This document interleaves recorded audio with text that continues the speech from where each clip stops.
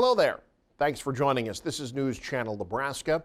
My name's Eric McKay. Let's take a look at our top headlines today. Are trade deficits a national security threat? President Donald Trump says yes. A new Senate resolution says no. It could get a floor vote today. And as Amy Kiley reports, the measure is an effort to stop some of Trump's tariffs. A trade war is ultimately paid for by taxpayers.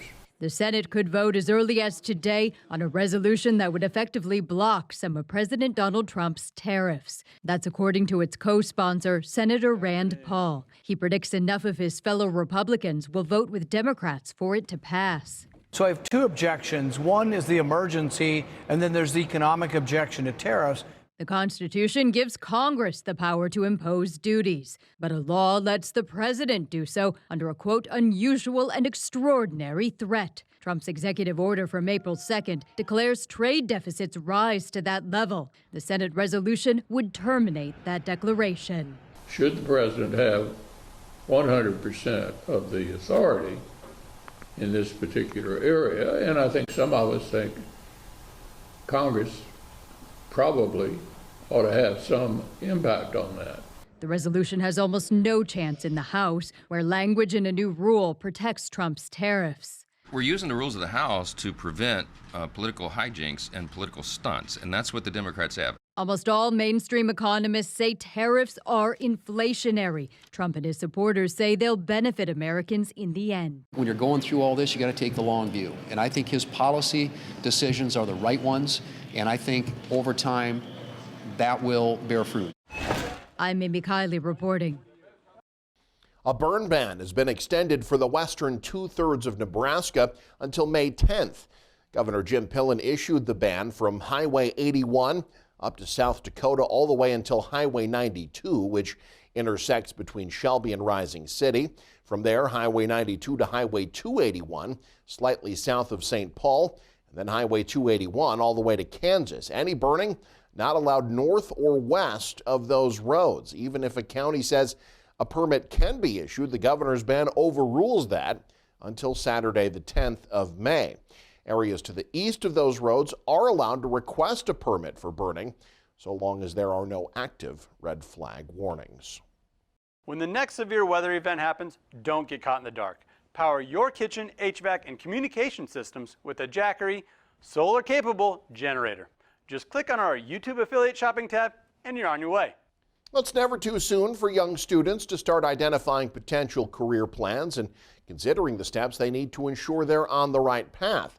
Tim Hackett shows us how a statewide education simulation works to help high schoolers do just that. 9th and 10th graders from a handful of schools across southeast Nebraska filled the Jefferson County 4-H building this week for a program called Connecting the Dots. Executed by educators with the University of Nebraska Extension, Connecting the Dots is a statewide operation that aims to expose kids to a wide range of potential career paths, outline the steps needed to pursue them, equip them with required tools like resumes, and introduce them to industry experts. The students identified a couple of their own areas of interest and then had the chance to meet with more than a dozen locals from Fairbury and the surrounding area who volunteered to share their expertise across fields like business, health sciences, and government, all working to showcase the many different potential career paths that the students could consider pursuing. So many times, we have this idea of, a set career or a set group of careers, but there are so many options for youth out there. And so just to start seeing that their interests are going to align with something down the road. There is something out there for them. Part of the challenge of the simulation is that each pair of students must determine what the smoothest path towards their desired career looks like. Should they enroll in a 4-year college, or would a 2-year college suffice? Should they consider the military or just enter the workforce out of high school? On top of that, all students were randomly dealt a luck of the draw card, which forces them to deal with an extra unexpected element, possibly a beneficial one like a full-ride college scholarship, or possibly a detrimental one like needing to foot the medical bills for a sick relative. Ultimately, Connecting the Dots is designed to show that while planning for life and a career is not always easy, Many fulfilling possibilities exist, and there are many different ways to get there. In Fairbury, Tim Hackett, News Channel, Nebraska. For the first time ever, a central Nebraska school has been transformed into a courtroom as part of a statewide civics education initiative. Kearney High School hosted the Nebraska Supreme Court yesterday. Students could learn more about the judicial system by seeing it live in action. The mock court held in the school's auditorium heard arguments in 2 cases, including a criminal appeal from Douglas County and a civil case involving a premarital agreement from Dodge County. Some students even got the chance to ask questions of the court justices.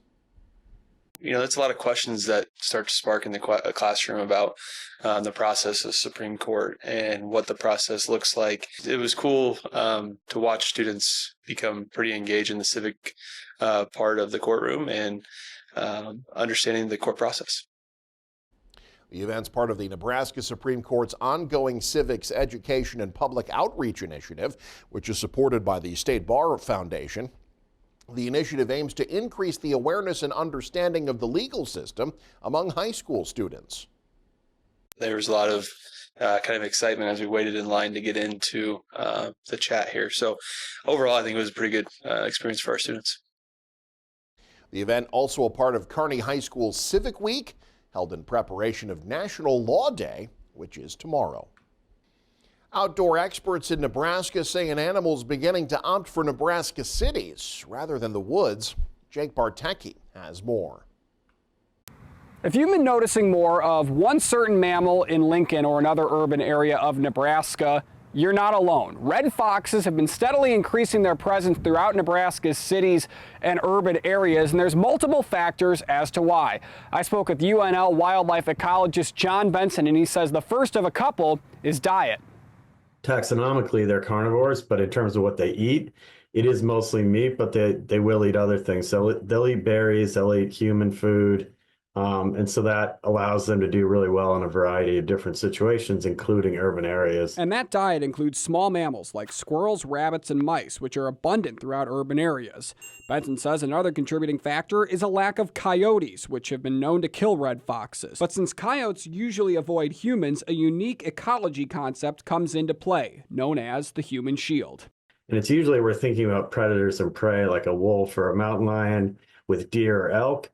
And so the deer or elk might actually choose to move closer to humans because they know they're not going to encounter wolves and mountain lions as much.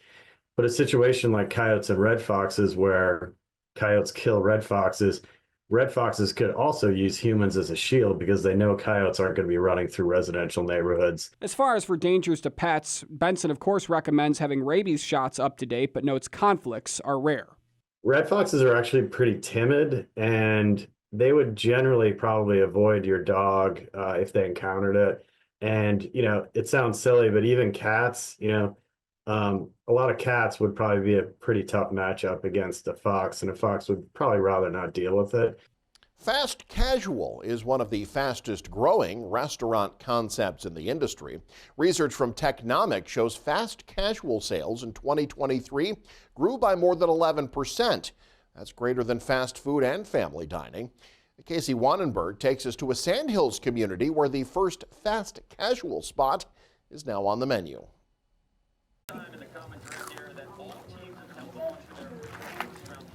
It's like perfectly salty. Braden Steck might not be a professional food critic. Pretty good. But he's among the first to try not just a new restaurant in his hometown of Valentine, but a new restaurant concept for the community. A lot of people have been talking about this bull market opening in school. And I'm like, well, I'm going there tonight. Steck and other youth wrestlers got a special sneak peek at Bull Market, the town's first fast casual restaurant, before it officially opens in May. One of the reasons that I don't choose fast food often is because sometimes there isn't something that I want on the menu. So I was really fighting for the lighter entrees like a salad or a wrap. Robert and Lacey Joseph are the husband and wife team cooking up this new venture. Like many busy parents, they wanted something fast, but fresher than traditional fast food. Especially in the last 5 years, people have chosen to go out more, but maybe at a price point Some of the fancy dining isn't for everybody, and certainly not every night. But also to be able to get it fast, because if you have kids, they're involved in everything and you're going up and down the road. So, what's the difference between fast food and fast casual?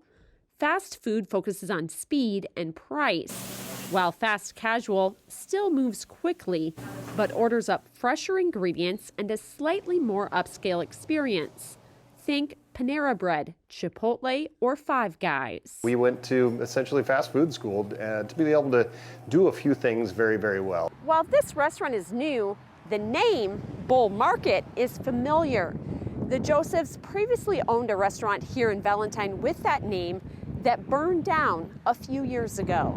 You know, not only quality burgers, we're doing hand-breaded chicken strips, but if you wanted to bring, you know, the crew in here, you could also watch a game and have a beer, which is a little unique to fast food, but fast casual is kind of catching up to the idea that people are into that.